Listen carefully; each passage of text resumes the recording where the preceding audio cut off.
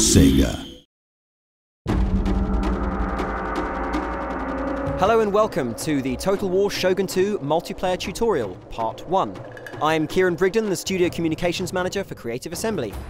Today we're going to have a look at the new multiplayer system in Shogun 2. Here I'm creating my online avatar, Nature's Fury. I'm now choosing my Mon, or clan banner, which will be seen in all of my battles. And now selecting a colour for that banner so as I can be distinctive amongst all the other online gamers out there. You can see I've chosen a petal motif with a dark green. I'm also going to choose a starting region which affects the online campaign map we can see here. This is different to the game's single player campaign map and indeed the multiplayer campaign map. Now we can see here that I have a number of different options. I have my avatar right there. I also have my navy. I can drag this into the surrounding regions, which I can invade, and should I win my subsequent battle, go ahead and unlock the bonus that gives me. The various bonuses, of course, include retainers that I can play at the beginning of battles, I can unlock new unit types, and various other attributes for my online avatar. I've chosen the Northern Province. I can now select to have a match-made battle, fight against an opponent of equal skill, or indeed I can enter into the battle list, which is the number of games running right now. I'm going to choose the battle list. Here you can see we have the battle lobby with a number of different players down on the bottom right hand corner. We're going to go ahead and host our own battle. On the right hand side I can choose the level I'm going to play on. Of course I can choose whether there are key buildings present, what time of day it is, or indeed the spring, summer, autumn and winter season. I can also crucially choose the number of funds that are available, limiting the army sizes that can be used in this match. Now we're hanging on a moment and you'll see, there it is. One of my friends has just joined the game. We're having a little chat in the box below, of course talking about all the world issues and all the deep intellectual needs of the moment, such as hello, have fun. We're going to go ahead and choose our armies now. Now of course, because I have a very early level avatar, I'm going to choose just from a number of small units. I have a couple of cavalry units to choose from, some spear infantry, some sword infantry and some bow infantry. You'll see the others are locked with padlock symbols. They'll become unlocked as I successfully unlock them on the campaign map we saw earlier. So now I'm trying to stay within budget, much like all the governments of today's world, and actually spend my money wisely on a good unit mix and a balanced army.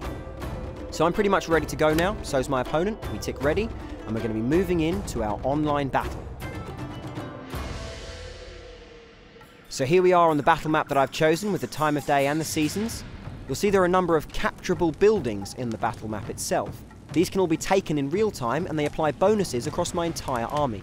The symbol above the building will give you an idea of what that bonus is. Some give you archery bonuses, others for melee combat, and some still will give other bonuses across the entire army. You should choose what you capture carefully. After an initial setup phase, we go ahead and engage. As the battle begins, I move my ranged units forward into a very good forward position and fire down upon the prone gunpowder units of my opponent. Although he has stronger weaponry, I have a better position. And, with a well-timed arrow volley, followed by a horse charge, I destroy his flank and roll up his low-level army. Unlike the Yari Ashigaru, Yari Samurai possess the ability to defend themselves in melee combat and are more effective against enemy cavalry.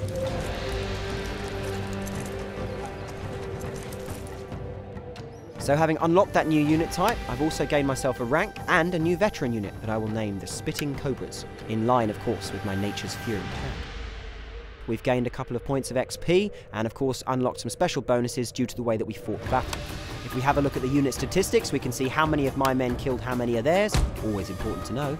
And of course, we can go back to that online campaign map now and see that I've conquered the northern region, hence unlocking the unit we saw earlier. I can now of course choose to go into any of the surrounding regions. But first, time for a little dress up.